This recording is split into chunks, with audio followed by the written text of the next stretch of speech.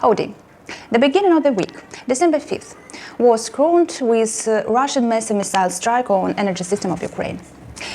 And it was used Iranian kamikaze drones at night, of course when civilians sleep. But successfully, all of drones were shot down by our professional air defense. And again, Moldova was partly affected, and this time the rocket was found near Ukrainian border at the territory of Moldova.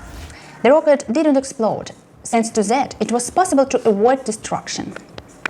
In the meantime, the missiles that Russia fired Ukraine on November 23 were investigated.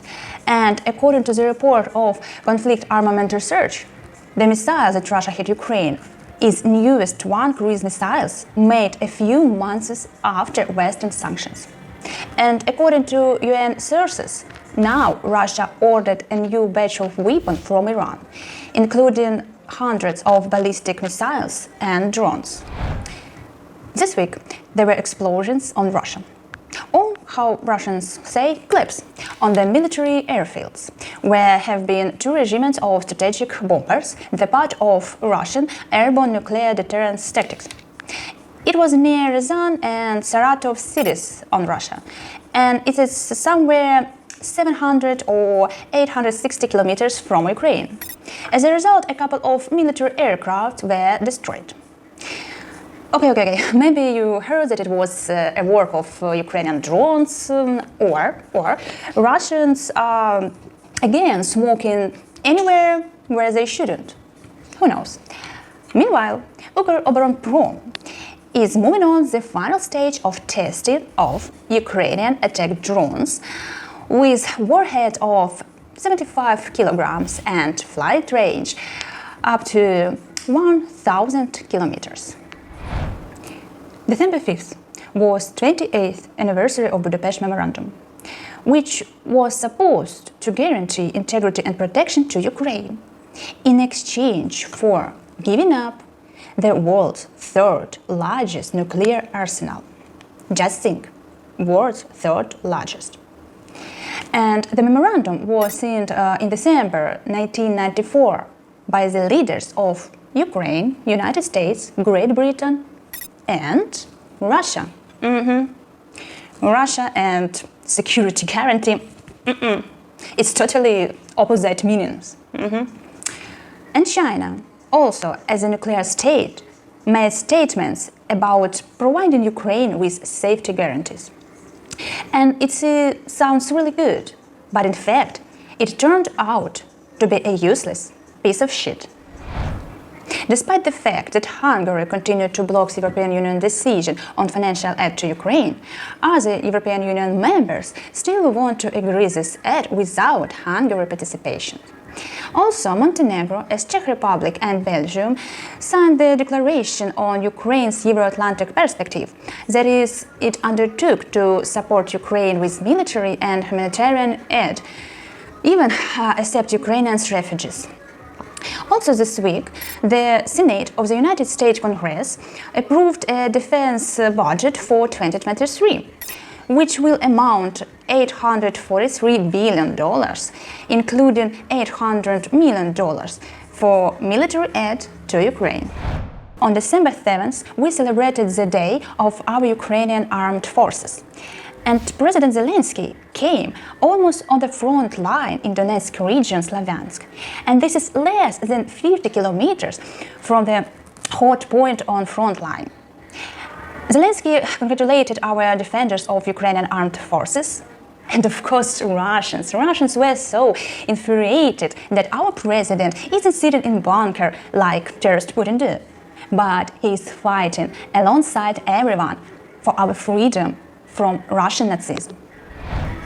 Unfortunately, Ukrainian diplomats continue to receive threats. In total, 31 cases have already been recorded. The suspicious packages arrived at Ukrainian embassies in 15 countries. The United Nations has finally prepared the draft resolution on international tribunal to bring Russian leaders to justice for crimes of aggression against Ukraine. And it was already confirmed by United States Secretary Blinken to the Wall Street Journal. But of course, it's still necessary to reach the support of the draft by majority of their representatives. But at least the case has moved on. The most impressive and shock news this week was that 25 persons were detained in Germany in an attempt to carry out a coup d'etat. And of course, how it's unexpected that Russia is behind that one. Actually, Russia, for many years, stimulated the anti-government protests and paid to extremist group. Well, at the head of this group was the Prince Henry VIII, who planned to lead Germany. They wanted to seize the power, create an alternative government, kill deputies and ministers, and actually put their people in the power. So actually the same that Russia wanted to do in Ukraine. Well, this Henry VIII, assisted by a Russian woman, connected with some Russian officials to discuss the new order in the country after overthrow government in Germany. But of course, Germans are not so stupid as Russians are, and they prevented it. And you know, if we imagine the situation, I have the interesting question: who should be the new go-leader from Russia? Is it Merkel, the Putin's friend, who always was on Russian side and said that Russians bring peace? And actually, she recently refused to head NATO and didn't want to receive any position in United Union and in any of the largest German or American transcorporations. Maybe she waited for better offer? Who knows? Coincidence? So far, the death penalty for high treason was being introduced in Belarus for officials and military. And Russia became an outsider even among its own friends. I mean that Uzbekistan has abandoned the gas union with Russia. The head of European Commission, Ursula von der Leyen, announced the 9th package of sanctions against Russia. And the political publication recognized Zelenskyy, the most influential person in Europe. But there's more to a person who were not missed in the titles. The Politico recognized Putin as loser of the year and his pet horse Lavrov as dark diplomat. Oh, by the way, the rumors are spreading that Kremlin is preparing a secret plan to evacuate Putin in Latin America in a case, of course, inevitably, of defeat in the war against Ukraine.